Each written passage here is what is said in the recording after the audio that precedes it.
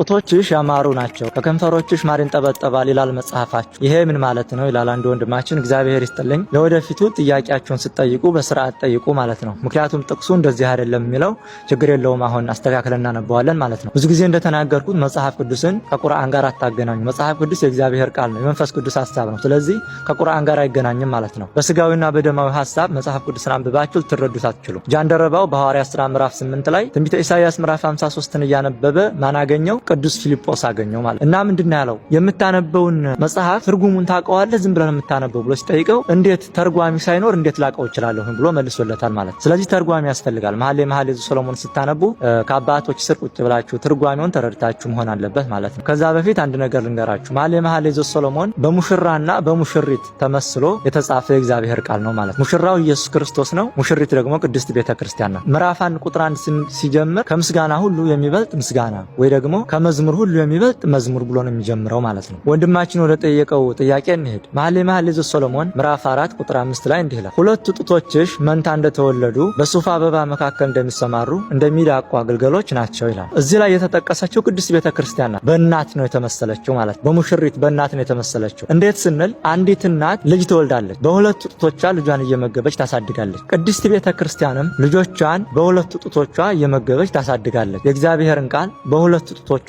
እየመገበች ታሳድጋለች ማለት ነው። በብሉይ ኪዳንና በሐዲስ ኪዳን ማለት ነው። አንድም እናት የተባለች ቅድስት ቤተክርስቲያን ናት። ጡቶች የተባሉት ደግሞ ቅዱስ ስጋውና ክቡር ደሙ ነው ማለት ነው። ስጋዬን የበላ ደሜን የጠጣ የዘላለም ሕይወት አለው ይላል። ስለዚህ ሙሽሪት የተባለች ቤተክርስቲያን፣ እናት የተባለች ቤተክርስቲያን፣ ጡቶችሽ የተባሉ ቅዱስ ስጋው ክቡር ደሙ ነው ማለት ነው። ሶስተኛ እናት የተባለች ቅድስት ቤተክርስቲያን፣ ሁለት ጡቶችሽ የተባሉ ደግሞ በሁለት ጡቶቿ ምእመናን ነፍስና ስጋን ለነፍስም ለስጋም የእግዚአብሔርን ቃል ትመግባለች። ቤተክርስቲያን ለነፍሳችንም ለስጋችንም 24 ሰዓት የምትጸልየው ለነፍሳችንም ለስጋችንም እግዚአብሔር የሚያስበው ማለት። ስለዚህ ጡቶች የተባሉ እዚህ ላይ ብሉይ ኪዳንና ሐዲስ ኪዳን ቅዱስ ስጋውና ክቡር ደሙ ነፍስና ስጋ ናቸው ማለት ነው። ሌላኛው መኃልየ ዘሰሎሞን ምዕራፍ 4 ቁጥር 11 ላይ የተጻፈው ነው። ሙሽራዬ ሆይ ከከንፈሮችሽ ማር ይንጠበጠባል፣ ከምላስሽ በታች ማርና ወተት አለ፣ የልብስሽም መዓዛ እንደ ሊባኖስ ሽታ ነው። እህቴ ሙሽራዬ የተቆለፈ ገነት የተዘጋ ምንጭ የታተመም ፈሳሽ ናት ይላል። እዚህ ላይ ሙሽራዬ ሆይ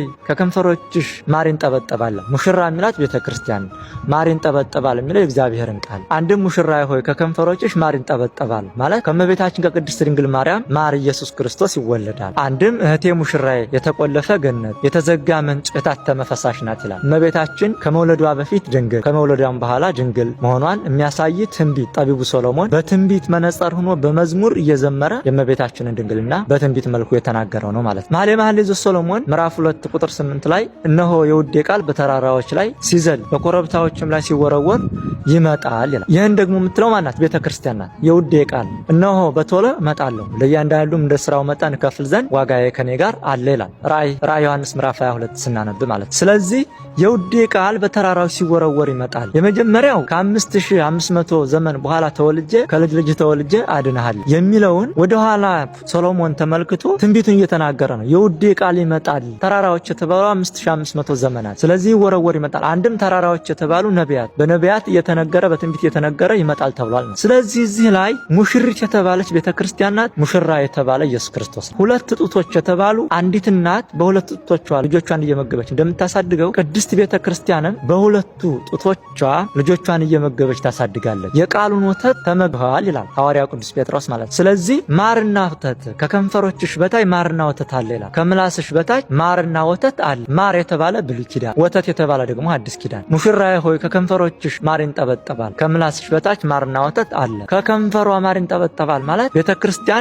ማር የተባለ ብሉይ ኪዳንን ወተት የተባለ ሐዲስ ኪዳንን ለልጆቿ ትመግባለች። ቁጥር 12 ላይ እህቴ ሙሽራዬ የተቆለፈ ገነት የተዘጋ ምንጭ የታተመ ፈሳሽ ናት፣ ከመውለዷን በፊት ድንግል ከመውለዷን በኋላ ድንግል ናት ይለናል ማለት። ስለዚህ በዚህ መንገድ ነው እንጂ አሕዛብ ወገኖቻችን ወደ እናንተ መጽሐፍ በመውሰድ ከመሐመድና ከሚስቶቹ ታሪክ ጋር በማያያዝ የማይሆን ነገር ትርጉም አትስጡ ማለት ነው። መጀመሪያ እኛን ጠይቁን፣ ባፋችሁ እኛ እንብላበት አትበሉ። መጀመሪያ ትርጉሙን ጠይቁን፣ እኛ እነግራችኋለን ማለት ነው። መጠየቅ የምትፈልጉ በግልጽ ጠይቁ ማለት ነው። ምን አይነት ይሄ እኮ ድንቁርና እኮ ነው። ንስሐ ግቡ። ነገ በክርስቶስ ወንበር ፊት ስትቀርቡ መሐመድ ሴቶች አሉ ብሎኛል ብለህ ልትጠይቀው ነው? ምን ልትለው ነው? ለክርስቶስ ሴቶች አሉ ተብያለሁ ብለህ ልትጠይቀው ነው ክርስቶስን? ስለዚህ መንግስተ ሰማያት ቀርባለችና ንስሐ ግቡ ይላል። ዛሬ የኛ መንግስተ ሰማያት ዛሬ ነው። መቼ እንደምትሞት አታውቅም። ሁሉም ሰው የተደገሰለት ሞት አለ። ሁሉም ሰው የማይቀርበት ሰርግ አለ። እሱ ምንድነው? ሞት ነው። ስለዚህ ሳትሞቱ በጉብዝና ወራት ፈጣሪህን አስብ ይላል መጽሐፍ። እና መጽሐፍ ቅዱስ በመንፈስ ቅዱስ ሐሳብ ስለተጻፈ ጠቢቡ ሶሎሞን ብዙ ስተትን ከሰራ በኋላ ንስሐ ገብቶ ይህንን መዝሙር ሐዲስ ኪዳን እስከ ምጽአት ድረስ ያለውን እግዚአብሔር ገልጾለት ሙሽሪት ቤተክርስቲያንን ሙሽሪት እያለ ክርስቶስን ደግሞ ሙሽራ እያለ በዚህ መልኩ ጽፎታል ማለት ነው። መንፈስ ቅዱስ በዚህ መልኩ ጽፎታል ማለት ነው። ለሁሉም ሰው ሼር ኮፒ ሊንክ እያደረጋችሁ አድርሱ። እግዚአብሔር ይስጥልኝ። ከፕሮፋይል ስር የዩቲዩብ ቻናል ሊንክ አለ፣ የኖህ መርከብ የሚለው ማለት ነው። በዛ እየገባችሁ አዳዲስ ትምህርት ይለቀቃል። በዛ እንገናኛለን። መልካም ጊዜ